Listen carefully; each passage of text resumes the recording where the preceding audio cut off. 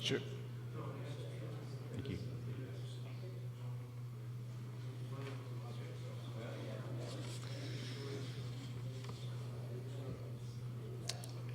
All right, howdy everybody. My name is Alex, and I'm a member of the Dole Institute's Student Advisory Board, the official student group of the Institute. Welcome to the Dole Institute of Politics, and thank you for attending today's program. Presented by the Department of Military History at the Command and General Staff College at Fort Leavenworth. The Dole Institute would like to hear from you today about today's program. Please let us know your feedback by contacting us on social media or via email at doleinstitute@ku.edu. To view past programs, visit our online video archive at www.doleinstitute.org. A video of today's presentation will be available on our website soon. We'd like to encourage each of you to consider becoming friends of the Dole Institute. Our friends help keep the activities free and open and support our archive research and our student activities. Please contact us if you are interested. After the presentation, we will have some time for the audience to ask questions. If you have a question, please raise your hand, and a student worker, myself, will come around with a microphone to you. Please stand if you are able and ask just one brief question. Before we begin, I'd like to remind you to turn off your cell phones. And now, please please join me in welcoming, Dr. Sean Kalic. Thank you. All right, I wasn't supposed to give this presentation. Dr. Janet Valentine was, which I am not Dr. Valentine. Nor am I a Korean War expert like she is, but she had some pressing personal business she had to attend to. So about last week, my deputy came in and said, "Hey, she can't do the brief. Can you do it?" And like a good soldier, right? I said, "Sure, of course." So here I am today. Recognize some faces. So what we'll do today is talk about the Cold War, the Korean War, and really the home front. So how the Korean War kind of shapes the home front and solidifies some ideas about anti-communism, the Red Scare, and things like that. So one slide probably looks familiar for those of you that have kind of seen me do this before about the Cold War. So it'll set the overall context of what's going on from 1945 to about 1953.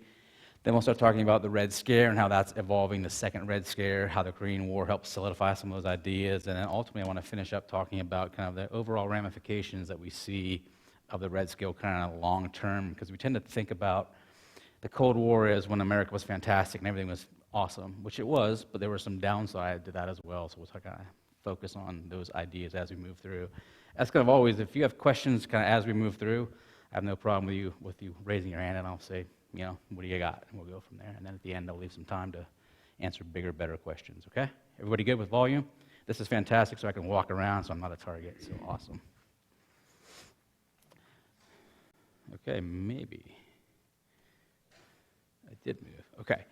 All right, the origins of the Cold War. So I think to talk about the home front, we have to talk about what's happening during the Second World War as we transition to, this could be interesting today, as we transition to the new Cold War. So if you look at the Yalta Conference, the Potsdam Conference, the big recognition there between those two meetings is that FDR at the Yalta Conference essentially promises Stalin down there that he could have his own sphere of influence in Central and Eastern Europe.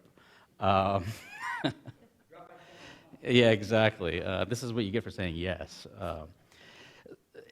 When FDR passes away in April of '45, Truman assumes the position of the presidency, and his conference is going to essentially roll back some of FDR's ideas about spheres of influence, which some historians kind of pin as the beginning of the tension between kind of the US and the Soviet Union during the Cold War. So really the Yalta and Riga conferences, or Yalta conferences, are the start of this. Let me see, because now nothing's working. There we go. So Potsdam really is the second idea where Truman is going to set up the stage for, he's going to hold a line against Central and Eastern Europe and tell Stalin, you know, you should mind your own business. And yes, I know you bled for this, but ultimately we have to allow freedom and democracy to spread throughout Europe. And that's going to be a bone of contention as we move through the Cold War. Can we get back to the slides somehow? Because it's kind of, there we go, perfect. Whew. I was working without a net there for a second, right? Okay, we can work with one or two. So as you move through the tension between kind of the overall U.S. Western perspective and the Soviet perspective, the war is going to end, of course, with the atomic bombs. We have Churchill's famous speech down the road in Missouri about an Iron Curtain has descended. And again, the theme here is that there's a significant tension between two World War II allies.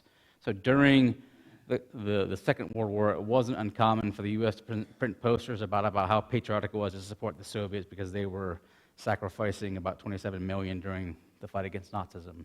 That goes away relatively quickly, which is kind of the essence of this tension. That in the context of, I would argue, 41 to 45, it was okay to kind of support the communists and the Soviet Union. After 45, that's no longer going to be acceptable, and there's going to be some problems with that. And as you move through the Iron Curtain speech through 46, 47, 48, 49, there's a growing tension within the U.S. government on what this new era is. Is it a Cold War? We know we're not going to kind of go back to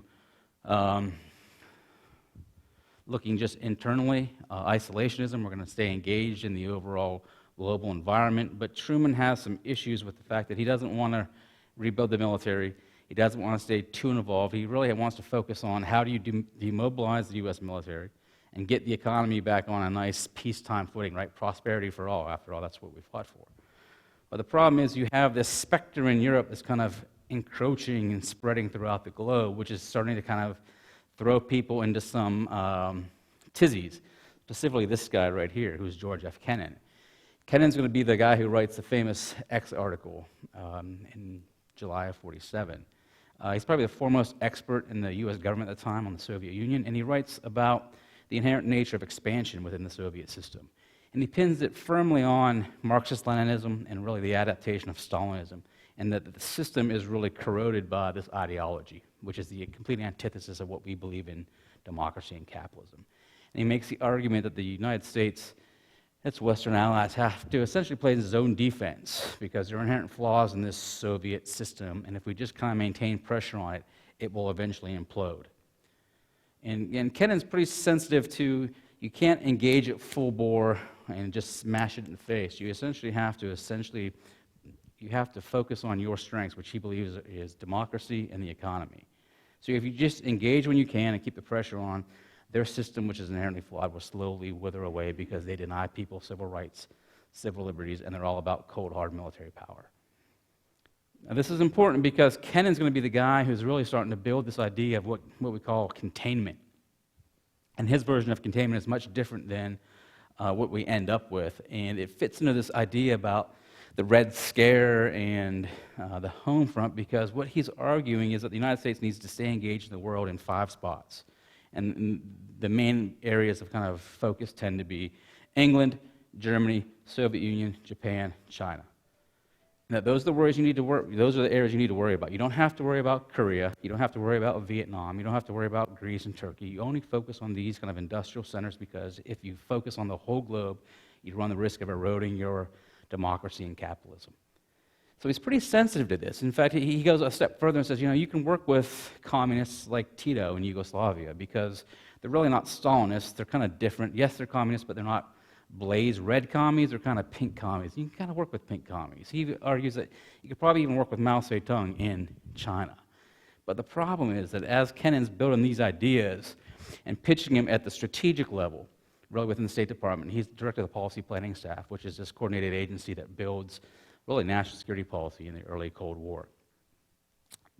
The folks in that staff and at the executive level agency like his ideas, but the problem is Harry Truman is becoming increasingly burdened by the world events. So when Kennan's pitching these ideas, you have, the Marshall Plan, Berlin blockade, NATO alliance. You see Czechoslovakia, Hungary go red.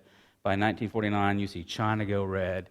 So if your policy planning staff is building this idea about you can kind of be soft on some communists and kind of, stiff-arm the others, it doesn't have a whole lot of sway with Truman because the Republicans are starting to attack Truman for losing large swaths of Central Europe and then ultimately losing China as well. And this is going to feed into Korea because Korea becomes the forcing function for Truman to accept this. So you can see how the domestic environment isn't just focused on kind of people doing things. It really is focused, I would argue, on the strategic level as well, that even within the policy planning staff on a national security policy level that they're susceptible to this public pressure that you can't be soft on communists at all. So they're quickly going from allies to enemies in the matter of, really, I would argue, from 45 to 47. Because the political situation for Truman is there is no way you can go out in front of the American people and say, hey, the communists are our friends and we need to be pals with them, because they've taken over 2 major Central European countries, and now it looks like they're taking over China. Oh, and they get the bomb, too, in 49, which is another kind of cherry on top. Questions about the overall environment? Make sense? All right. So they were also very active in Europe and Italy and France also. No, true. In fact, in the current political environment right now, we talk about meddling in elections. In that early environment, really, starting in 45, ultimately, really in 46 is when it starts going, 47 when the CIA is formed. Their major missions, their beginning missions, actually were France and Italy, influencing elections to make sure the elections don't go communist, they stay democratic. In the case of France, those operations last until about the mid-1950s. In Italy, they last until the mid-60s. So we have no problem meddling in elections as long as they turn out on the right side, not the left side. And that's another part of the context of the Cold War. Sir? Is it true that the United States did not provide weapons to the Free French fighters because we were afraid that the weapons would fall in the hands of the communists and give them a significant advantage? That was during the Second World War. No, I mean, because the Maquis and a bunch of others were communists, by the way, so no, not that I'm aware of. Okay. All right. Let's see. There we go. All right, so we understand kind of the background now, and now I want to focus on kind of the context of the Cold War and how we're moving and how Truman's going to end up kind of becoming, in many ways, a victim of circumstances. So in many ways, he recognizes the United States has to kind of change the way we think about being involved in the international environment, which is a good thing. But ultimately, he's also getting substantial pressure from within, i.e. the home front, because this idea of being hard on communists is starting to really take off and kind of sway. You can see the posters there, right? Communism, America's mortal enemy, and if you look behind the mask, communism is death. And the reality is, it comes down to that second bullet point. It's about ideology. And Kennan hits on this when he writes his Mr. X article, and a bunch of other people pick up on it, the idea that communism and democracy and capitalism are incompatible. How many of you have read the Communist Manifesto? It's okay to admit it here. Right? We used to have to read it all the time. Who's the enemy in the Communist Manifesto? What is the central corrupting function throughout the history of man? Yeah, capitalism, right? The man's always trying to keep the other man down, right? The workers down. And the reality is that democracy, capitalism, as practiced by the United States and its Western allies, is not compatible with this because the Soviet Union believes we are the inherent evil in the world. Now, on the other flip of the coin, what do we believe about the Soviet Union? Is it an open democratic system as they proclaim it to be? No, nothing, anything but, as a matter of fact. In fact, as the Cold War moves on, we'll quickly find out the Soviet Union is significantly repressive and tends to liquidate its people when they don't agree with the official policies. So you have this ideological kind of friction happening in the United States as well. So we're moving from this concept of, hey, let's support our allies, the communists, all of a sudden saying, you know what, they used to be allies because it was a matter of convenience against the Nazis, but the reality is we can't live in this sphere of influence with these people because they think we're the devil, we think they're the devil. And this plays out because the strategic environment is going to influence that, but ultimately Truman has to wrestle with these ideas because he likes Kennan's idea about containment, but the problem is he knows he can't sustain it because he is susceptible at the partisan level. So if you're Truman, what do?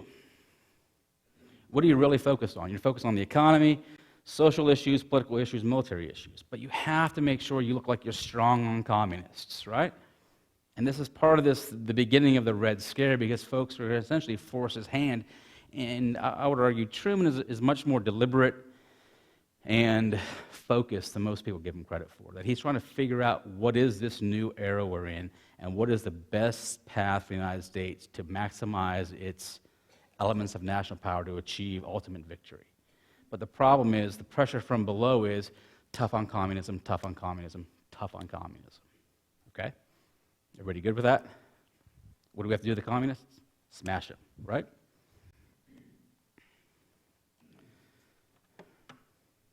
But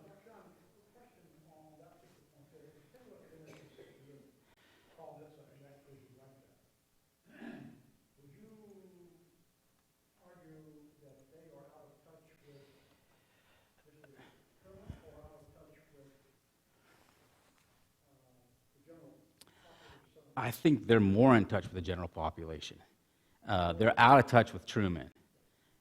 And that's a good point. Paul Nitze is the gentleman who's going to assume the director of the policy planning staff after Kennan, because, again, Kennan's position is untenable politically, partisanly.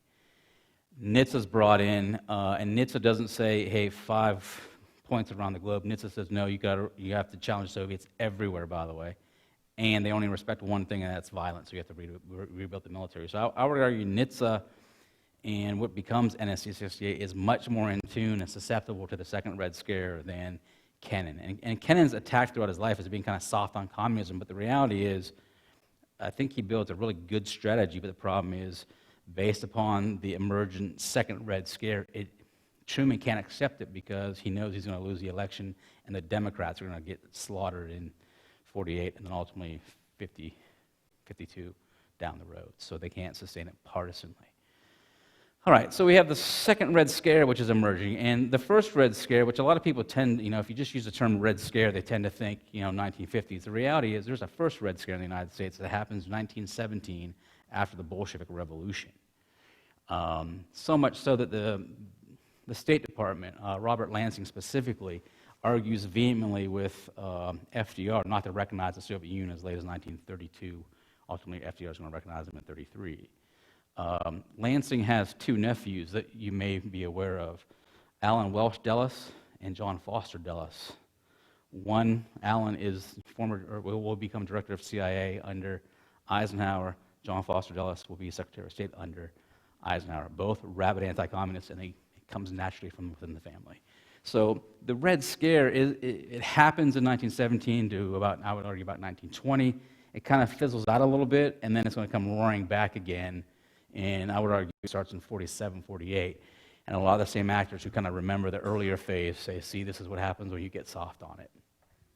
So let's start with this Venona thing first. Venona, and the word released is kind of problematic because Venona is actually a program being run by the FBI under J. Edgar Hoover, who was another rabid anti-communist, by the way, from the early days, from the first Red Scare. And Venona is a program where the FBI is really intercepting signals intelligence on Soviet spies, both official spies and kind of deep cover spies that have been in the United States since the 1930s. This is the program that finds out or identifies spies in the Manhattan Project, like the Rosenbergs. And what happens is that, actually it's kept secret up until the 50s, but the reality is they use some of the data they've gathered and disseminated to convict the Rosenbergs, Klaus Fuchs, and a whole bunch of others. So what happens is that you have this growing pressure on not just the political strategic level and within, but also from people who are saying, I don't trust communists, and then all of a sudden you have Venona being used to convict high-profile spies within the United States or within the Manhattan Project, which was the most secret project ever, right? So if you're an American citizen and it's 1948, 49, 50, and you're reading about all this, what are you feeling like all of a sudden? The most secret project ever has been infiltrated. You feel insecure or no? It's okay to say no, right, or yes. In many ways, Venona, which is meant to help convict and demonstrate that we're after this, almost has an inverse reaction in that it creates hysteria and concern in the mass public, because the mass public now all of a sudden is thinking, if we can't trust the Manhattan Project and that was infiltrated, what can we trust? So I would argue Venona is a great program, but the reality is it has an interpretation issue. So people that are kind of in the know say, yeah, no, it's great because you can help identify moles and spies and all this stuff, but the reality is the feedback comes to kind of, support McCarthyism in the House Un-American Activities Committee. And the idea that the U.S. government is now riddled with spies, and we have to look for spies everywhere, not just in the U.S. government, but in the civilian world as well. And this really is, I would argue, the essence of the Red Scare, that in this first period of the Cold War, right? And remember, we're only about 5 years away from the end of World War II, so this is all happening, and really starts in kind of 47. We haven't got to Korea yet, by the way.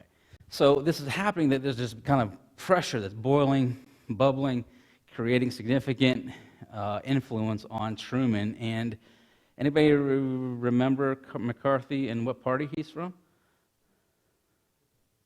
Republican Party. And what party is Truman from? Democrat, right. And there's another young congressman from California helping McCarthy out, by the way, by the name of Richard Nixon. Maybe you've heard his name once or twice. And he'll figure not so prominently in this, but he is one of the guys who kind of helps McCarthy kind of fuel this hysteria. Because McCarthy now has kind of he has a bully pulpit to demonstrate that the U.S. government under the Truman administration has been soft on communism. In fact, they've infiltrated. His famous, I have a list of names in the State Department that are known communists, Alger Hiss being one, and a whole bunch of others. And this is significant because McCarthy's identification of spies and the creation of this hysteria playing off of Venona gives the American people the perception that we are not safe, and therefore we have to actively root out spies throughout the government. Which leads us to this mass concern about infiltration, right? Both in the government and in the civilian world. That anybody that had any left-leaning sympathies are now suspect, right? Now, this is kind of interesting, the fact that in the 1920s and 30s, specifically on college campuses and in intellectual spheres, it wasn't uncommon for folks to dabble in communism. After all, after 28, the world's in a significant depression, and there's only one economy in the world that's really performing at least on par with where it should be. Now, it's manufactured, but the reality is, if you're kind of in the know, it looks like the Soviet system is probably the way to go. So being young and impetuous when you're in college in the 1920s, what do? You join the Communist Party. Why? Because it looks like the brave new wave of the future, right? And this is, you don't know all the ills of the Soviet system yet, but so you do that, and you grow up, you kind of grow out of it. But when it comes back in the late 40s and early 50s, and you're asked with that famous question, right? Are you now or have you ever been a member of the Communist Party? How do I answer that one? Well, I'm going to have to take the fifth on that, I think, right? So this idea that the Red Scare is really a product of its time, but it has kind of a long legacy in the fact that it's playing into a lot of these ideas and forces that are happening, which are really Cold War constructs, but the reality is it's going to span 20, 30, 40 years. Let me talk about the government here for a second, and the famous State Department and a few others. In fact, there's a significant impact on this in the fact that Venona and then the hysteria it creates mainly from McCarthy, and I'll come back to him in a second, is that it also puts a significant impact on, or has a significant impact on, the government's ability to kind of assess communism around the globe. In fact, in the State Department, there's a whole shop of Chinese experts, by the way, that were left of center, let's say, never really been proven they were full-blown communists, but under this new scheme, they seem to be at least sympathetic to the communist ideas, and therefore they are essentially purged out of the system. So you lose 20, 30 years of expertise because, you know what, I'm not really sure I can trust you because you wear a red shirt every Thursday. And that's a product of this system, is that suspicion becomes enough to kind of say, well, then we can't have you around, which is ironic because that's the Soviet system we're kind of fighting against. Now, another factor of this, which I don't have on the slides, is the House Un-American Activities Committee also really gets it started in Hollywood, where a relatively well-known actor by the name of Ronald Reagan, right, president of the Screen Actors Guild, one of his first major political kind of positions, goes in front of the committee and names names. Essentially identifies actors, directors, producers who are somewhat sympathetic to communists, which is a problem. as well. So I would argue you have these spheres of society, right? Whether it be the government and expertise in Chinese or whatever, Soviet Union, and you have artistic types in Hollywood are all essentially being prosecuted against or persecuted against. Another element of this is in the 1920s, the NAACP had a faction of, I don't want to call them radicals, but let's call them left of center, who believed that one of the ways to really reinforce and maintain civil rights in the United States was a communist model. So they used communism as a vehicle to kind of demonstrate the equality of mankind across races is a good thing. The problem is, in this environment, and in the first Red Scare environment, they become branded as sympathetic leftist commies.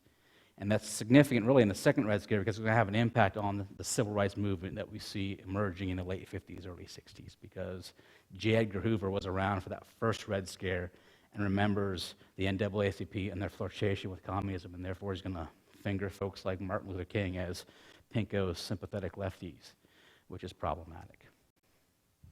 Questions here? Yes.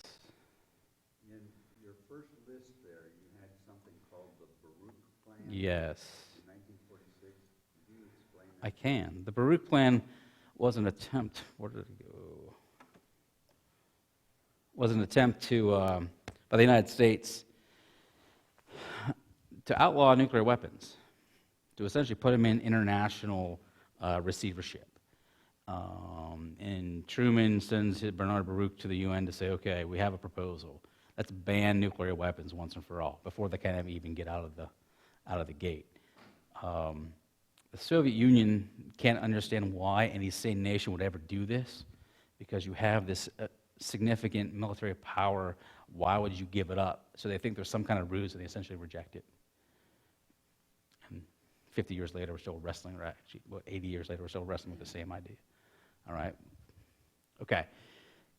Korea. This isn't a brief about Korea or a talk about Korea, but what happens is that Red Scare we've been talking about is going to have an impact, because all those things that I was talking about, the House Un-American Activities Council, Hollywood, the beginning of McCarthyism, is all going to happen on the eve of Korea.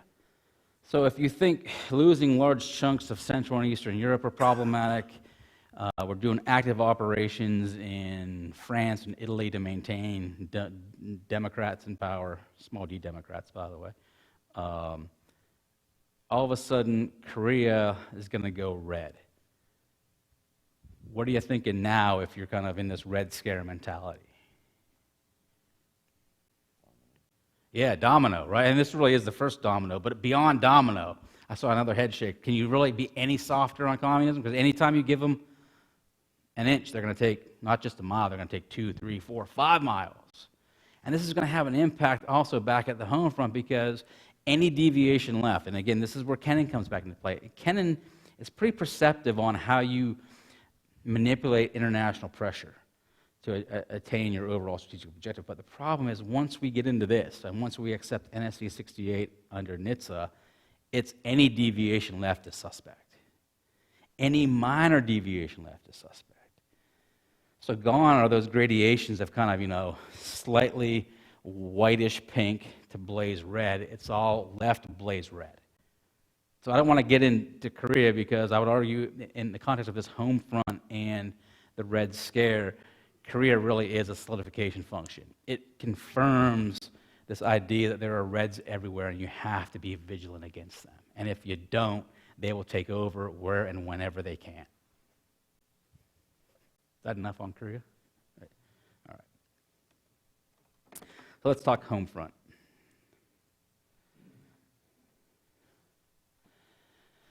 Okay. So if we're engaged in this long-term ideological struggle against communism, can you talk against the war? Can you speak out against the war? No. Why not? What happened to First Amendment rights? Well, you still have them, right? But what happens if you speak out against it?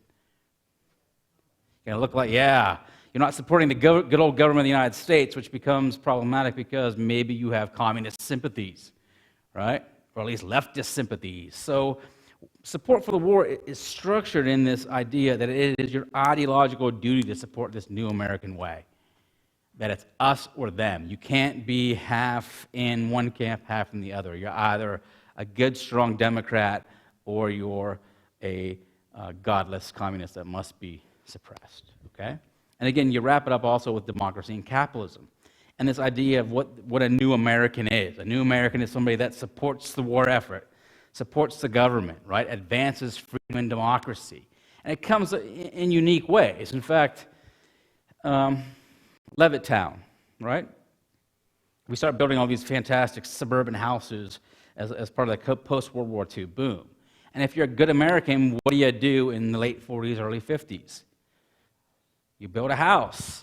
Not just build a house, you build a house, you have a wife, you have 2.5 kids, and you live in this suburban utopia, right? That is what America is all about, and I have a better slide at the end that I'll talk about, all right? So there's this concept of a new American. Now, the one next to it is kind of a holdover from old America. And I grew up in Northeast Ohio, which is steel country, right? And anybody ever hear of Youngstown Sheet and Tube versus Sawyer, famous Supreme Court case? It happens during the Korean War, right?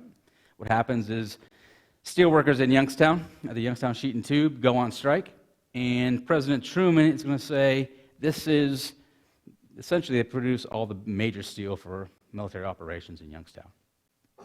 Truman says this is a significant threat to U.S. national security, so therefore I can come in and take over the steel mills.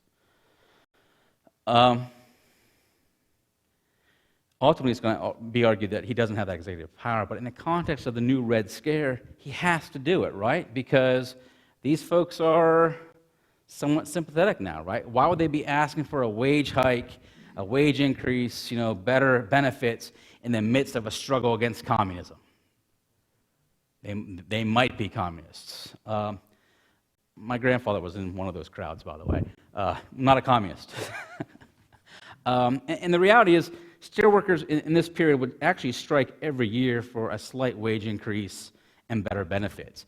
It just so happened, it happened to coincide with the onset of the Korean War, and Truman said, I can't risk not having this vital element of national security, so let me take it over. But it creates significant tension, but it feeds into that Red Scare. And if you could, sorry, you probably can't read the signs. The signs are like, veterans who support, the strike. So these are folks that fought in the Second World War, so their patriotism is justified. But the reality is, in the context of the Red Scare, maybe they're suspect. And this is part of this new American, or new America, or the new American, depending on how you define it, in the Red Scare. So really, the Korean War has this unique catalyst effect, that if you're not this, and you're somehow voicing displeasure with the system, you're sympathetic. Problem, right? Because after all, they're just workers asking for, I need a 10-cent raise, by the way, and I want a day off and maybe some medical. But the reality is that. Now, this is also going to have a profound influence on the shape of America, which is kind of where we're headed. The reality that this Red Scare is going to have social, political, cultural effects, but it's also going to have a long-term impact on America as we know it today, which I would argue this new American is going to have some problems with itself.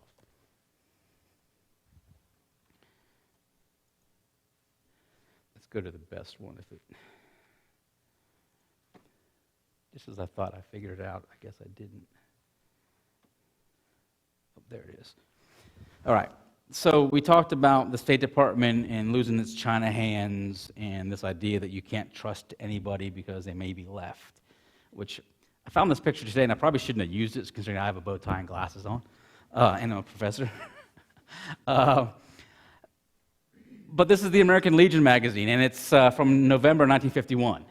And again, academia becomes one of the major areas where good American citizens are pointing fingers because those shishi communist professors that were around in the 20s and 30s may be polluting the good minds of the new American. So you shouldn't hire them.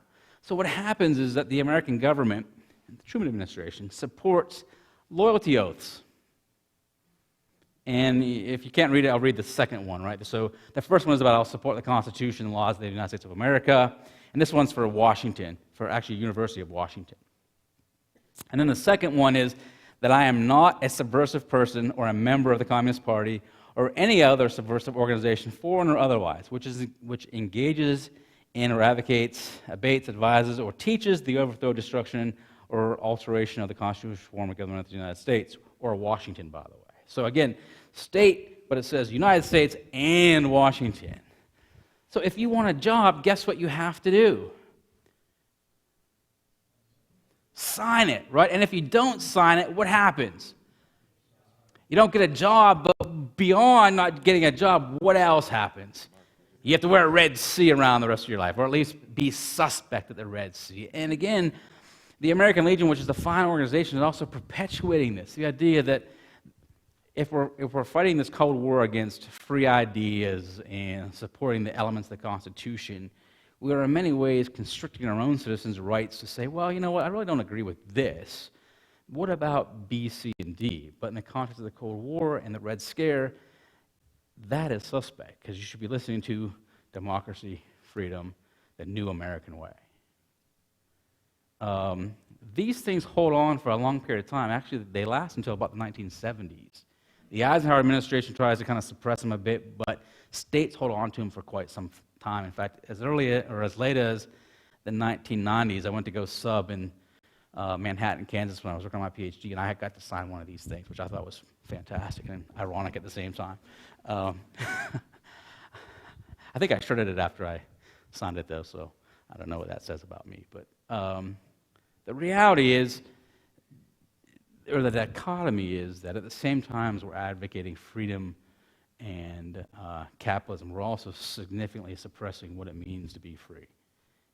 So again, if you're a college professor or State Department employee, you have to sign this, and if you don't get the job, and you're suspect. So it's kind of a double whammy on top.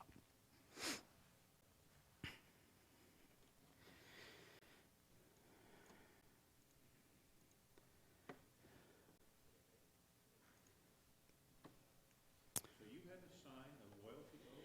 Yeah, essentially said I wasn't a communist, which the Cold War was well over, which I thought was kind of interesting. But, you know, old habits die hard, I guess, right? All right. And I want to talk about the fallout now, which... Anybody here sign a loyalty oath at any point in your career? No? You didn't have to sign it? Okay. I was called in for an interview in Okinawa when security clearance was being removed because I had subscribed to a socialist worker magazine in college. Mm-hmm. Considered a waste of money. Right. But it made you suspect, right? Yeah, exactly. And again, the fallout, pun kind of intended, by the way, Cold War fallout, right?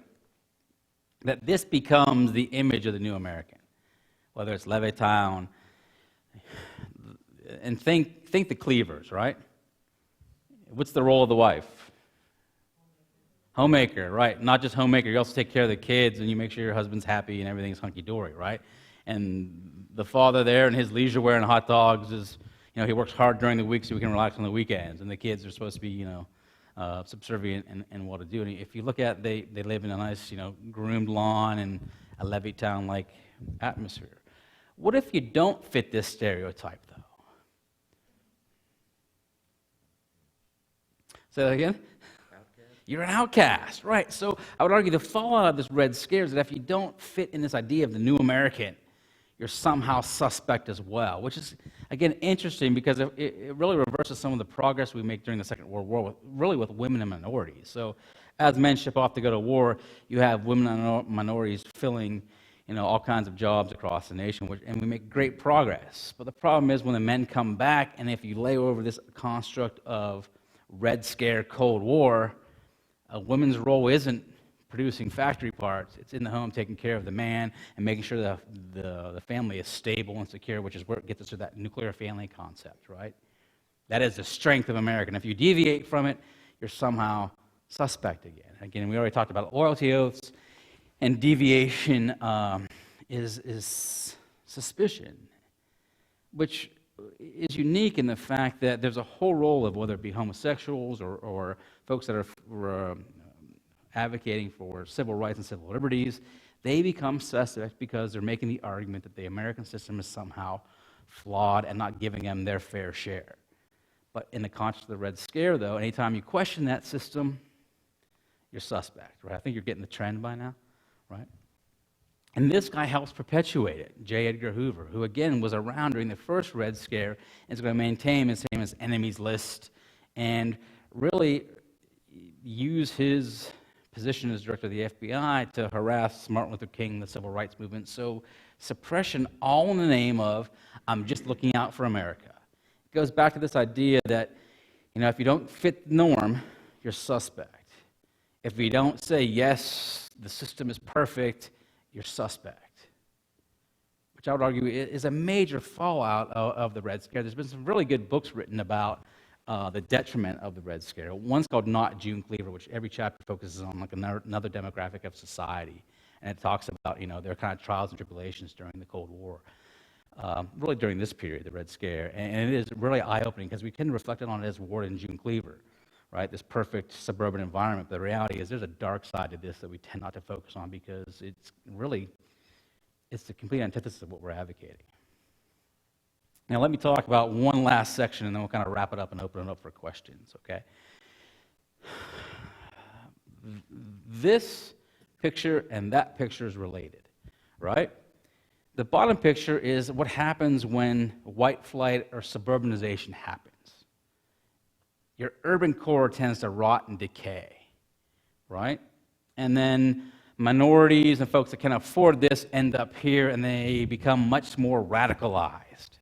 So another result of this is as suburbanization happens, as we build shopping malls, as we build highways, the inner cities become highly problematic, which you will see in the 60s, right, with race riots, which feeds the hysteria of folks like this. It's just not about, communism now. Now it's also about disposing of the whole system. So I would argue this whole Red Scare home front idea, supporting the war effort, good thing, fighting communism, good thing, but the way we go about it is highly problematic because in many ways, in the process of fighting the war and generating policies for containment, we are also kind of subverting some of the basic civil rights and civil liberties of our own citizens. Because the idea is, freedom, First Amendment, but the reality is in the Cold War, you can't have a spectrum this wide, it has to be this wide because leftists are suspect. So I would argue the home front during the Korean War is significant in the fact that it really generates a whole era of Americans that think in one specific way, and any deviation left is highly problematic. And I would argue that until the 1960s with the baby boomers, the baby boomer generation is going to be the ones that kind of come along and shatter that myth and start to kind of explode it apart. But there are still remnants of this, I would argue, within the American system that we're still wrestling with as you drive around large swaths of America and you see kind of the urban cores starting to come back in some places, but also in other places like Detroit, still highly problematic. So with that, go ahead. You mentioned the steelworkers strike. Mm-hmm. How did that affect the union movement in general? Is it starting to decline? No, actually the union movement improves because it's the righteous and virtuous thing to do because you're supporting workers and their commitment to the company. Now, it's interesting because really the labor union movement at the turn of the century, right, in late 19th century and early 20th century is highly suspect because it's being driven by Big Bill Hayward and a lot of folks from Eastern Europe, by the way, that have these socialist ideas. Those are all suppressed in the first Red Scare, so that unions, by the time you get the unions in the 1950s, they're good, strong, healthy American unions. They're not advocating the demise of the capitalist system. They just want their fair share of that capitalist system. So the ones that are taking here, maybe the strategic industry or unions that are connected to strategic manufacturers. They're not taking the heat. The reality is, Truman just thinks it's a very poor time to strike. So what happens is that what you get is you have locals who want to go on strike. So all of a sudden you get the intervention from the the higher headquarters. So you get, International Steelworkers headquarters coming down saying, hey guys, this is dumb, let's settle this later because you're not being a good American. So, put your needs below those of the nation, which is another part of this system. Ma'am. Your top picture there reminds me of Johnson County, and the one in the lower right is Kansas City. True, but Kansas City's coming back strong, though, if you've been down there lately. So, the River Market area is a fine example that parking is horrible now because they've built all these nice new high-rise apartments and stuff. So maybe we're going through an inversion now, I don't know. And I guess this will become the decaying outer ring of suburbia, right? But you have to look at also the development of the interstate. True. Under Eisenhower, which then led to going over the urban area and leading to suburbia, and so then that allowed the decay of the urban core as a white middle class could move up to suburbia. Right. And the schools Yes. and everything else. Yeah, no, and it feeds it. That is, if you're a good American, right, you prosper and you work and you can move to suburbia. But the problem is it leaves the urban core rotting. And you can build highways relying on cars, and it feeds the industry. So it's almost a self-fulfilling process. But the reality is that core that was once the vital center. And if you get into urban studies, a lot of folks look at this. It leaves, folks that can't do it, and they become much more radicalized and or apathetic, and therefore they become even more suspect, which is problematic too, which is kind of at the heart of this, that a lot of the civil rights movements that come out of this are deeply suspect by the FBI, but the reality is they're fighting for, their fair share of the American civil rights, civil liberties, and ultimately their fair share of the American pie, the American dream. Sir? Yes, why is this war called the Forgotten War? Everyone hear me? Why is this war called the Forgotten War?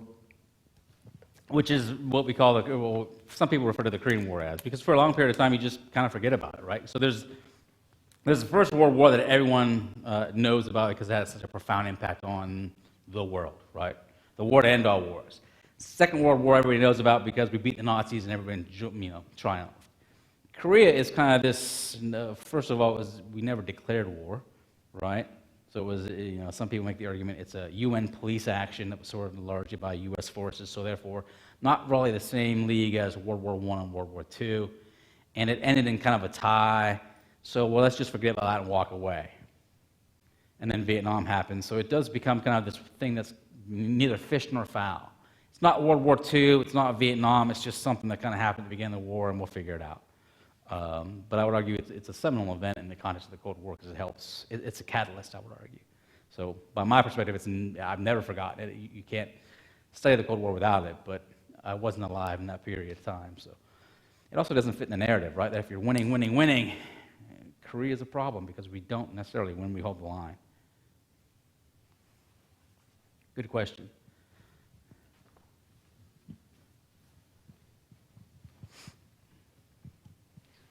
What was the relationship between the United States and the United Kingdom during this post-war World War II period?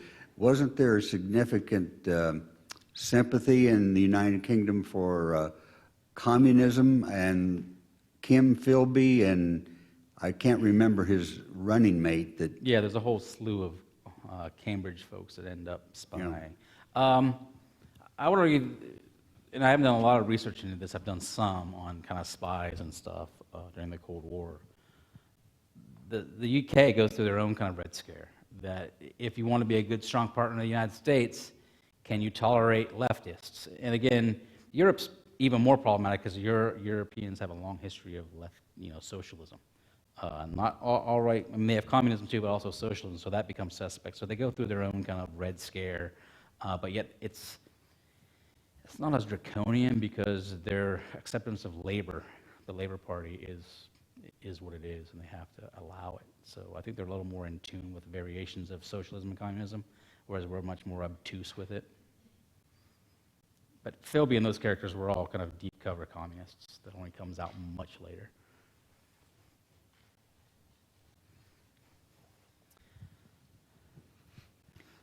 You bring us up to mid-50s, more or less, for this second Red Scare, 1947 to 1955, more or less. My question has to do with the sequel. In other words, we don't seem to have this kind of fierce apprehension of communism today. So could you say a few words about where and how and why that fierce apprehension dwindled? That's a tough question, Tom. I thought you were going to give me a softball. No. I don't know. I think part of it is that as we get into the 90s, maybe, and we feel like we won the Cold War, and research is being done into the kind of the ill effects of the second Red Scare, how it did suppress minorities, how it did kind of work to suppress civil rights, or at least hold it suspect that that was probably the wrong path to take.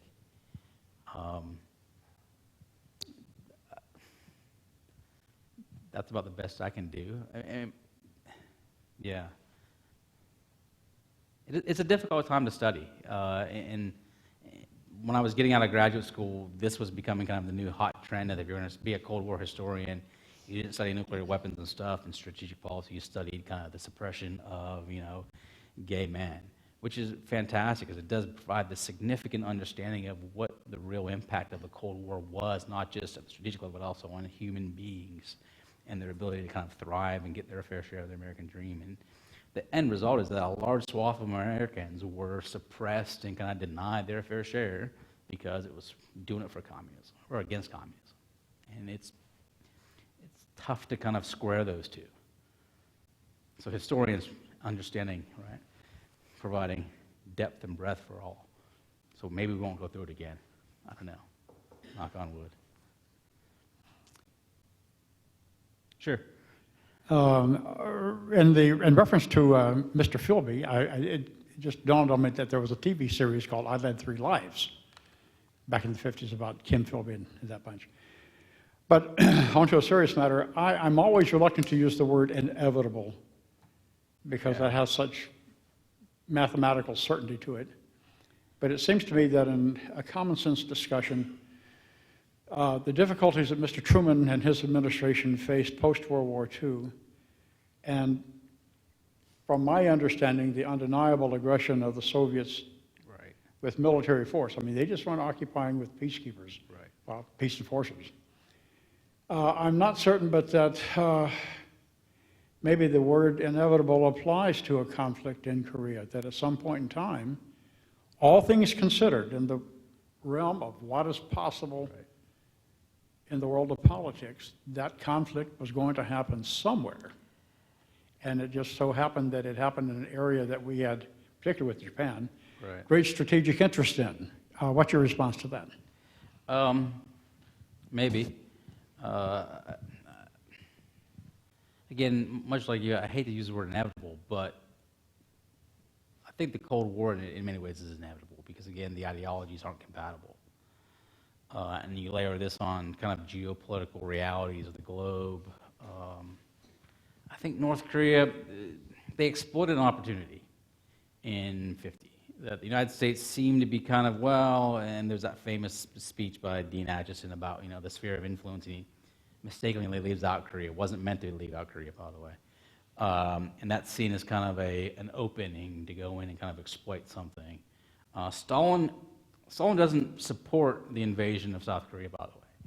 He essentially tells the first Kim, go talk to Mao, and if Mao says yes, I'll give you material support. Mao says, well, I'm kind of trying to get my own ship in order, but, brother communists, I guess I'll support you. So I think we misread it, but if you're locked in this us versus them mentality, there's only one way you're going to read it, is they're expanding and they're all in cahoots together. And what I find interesting is that as you move through the Cold War, maybe this goes to Tom's question too, we actually come back to start embracing more and more Kennan's ideas that, okay, maybe you can work with Tito's, maybe the light pink guys, and that they're not full-blown communists, and not everything emanates from Moscow. So we get back to kind of that nuanced view of maybe there are vital centers that you focus on, and you can work and exploit socialists and kind of not strong communists, but the strong communists you hold the line on.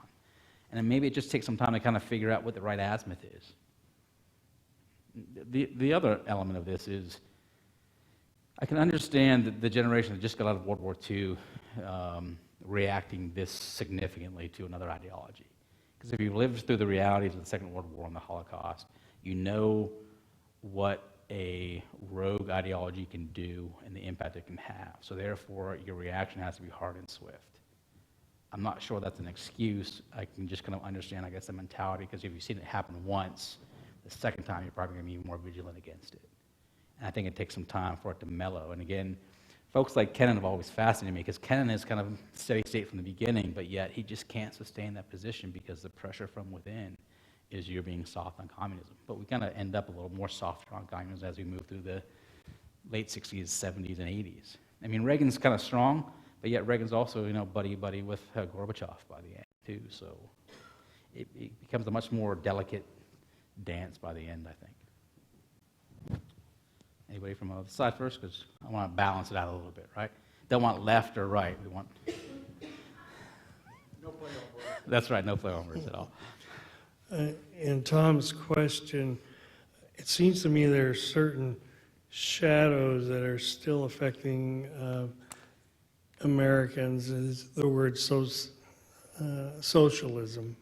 They tend to get really scared about the word socialism, even though it's more benign than communism. Right. But they associate it with communism. Well, no, and I think part of the problem, which is a legacy of this era, is that if you take the hard bent on anti-communism, right, any deviation left is suspect, it doesn't allow you to understand the subtle nuance between democratic socialism and communism, right? That if you're talking about the means of production owned by the state, well, it sounds like a communist Marxist idea, so it has to be left. There's some really good work being done on why a communist party never really was strong and thrived in the United States, socialism as well, in the last probably 10 or 15 years. And the reality is, America's too crazy, right? We're too diverse to kind of synchronize everything. But yet the other side of that is we're also tend to be focused on democracy and capitalism. And this idea of, sharing wealth tends not to play real well because, you know what, I want to go buy my Escalade. And it's a good thing, right? And if you work hard, you can buy yours too. I'm not going to deny it. So, and that socialism piece, which talks about, at least intervention for distribution, or at least leveling the playing field, seems not to fit real well in this kind of idea of America, that if you work hard, you can get ahead. There is a new movement in the States right now on democratic socialists, or young democratic socialists, which are starting to kind of get some sway up in New York and others. And it's kind of interesting to watch the commentary, because some of the folks that kind of grew up in this era and the baby boomer are like, hey, you don't know what you're really talking about, but yet there's a new fascination with socialism, which maybe we're coming into a new age of, maybe the 20s and 30s, that if you think the system's broken, you have to find an alternative for it. So maybe socialism is a way for a whole new generation that hasn't experienced this, by the way, because the folks that are in university now, 20 years old, so were born 1980s, 1990s, have no recollection of this and really don't care about it, typically. Sir? I can't remember talk of communism at the start of the Korean War. The Cold War was communism, Russia, McCarthy, Russia, communism, but I don't remember that there was much about communism, Korea, and the beginning of the Korean War. Yeah, maybe not directly Korea, because we think Stalin's forcing it. So the idea that, and I would argue that in the first, I would argue, decade of the Cold War, we think Moscow is the epicenter, and Moscow is controlling everything, which wasn't the case. So you've already talked about, and your point was well made, that it was about Moscow and Russia and the Soviet Union communism. And if you assume that that is the epicenter of everything, that all communism flows from there, Korea is, of course, about communism. So therefore, you have to stop it. So you don't need to necessarily talk about it because you know it's happening, because they've already done it in Czechoslovakia, in Hungary, in China, and now they're pushing in North Korea. So it's all unified. Pardon me? Hence the Forgotten War. I would hope that the American experience could be somewhat forgiven in not understanding that the Soviet-Sino split, which comes about, what, 1966 or something like that, Mid-60s. that we didn't pick up on that. No, For a couple of years, for some time after the right. actual split. Yeah, right. We continued as if that had never happened. Right, and in fact, even before that, in 47, 48, there's a Tito-Stalin split that Kennan identifies as significant for Central Europe. And in fact, the Truman administration sends money and military supplies to Yugoslavia in 48 to help demonstrate that, Tito, maybe you're a good guy and we can work with you. But as this Red Scare ramps up, that gets cut off by 49. And it's interesting, I was in Slovenia a few years ago, and one of the military museums is just full of essentially brand new American equipment from the late 1940s, well, mid-1940s, that was given by Truman because there was a small window when we thought we could work with them. But because of this pressure and the perception that the Democrats are soft on communism, you have to kind of cut it off. And the Sino-Soviet split ends up being the same thing. You end up missing the shades that you can kind of exploit because you think any deviation left is red and therefore has to be suppressed. Anything else? There's some tough questions today. I don't know if I should come back to this group. Man. Well, I hope you learned something. I'm glad that I got to do this. Thanks for the day. Thanks for the questions. Enjoy your afternoon.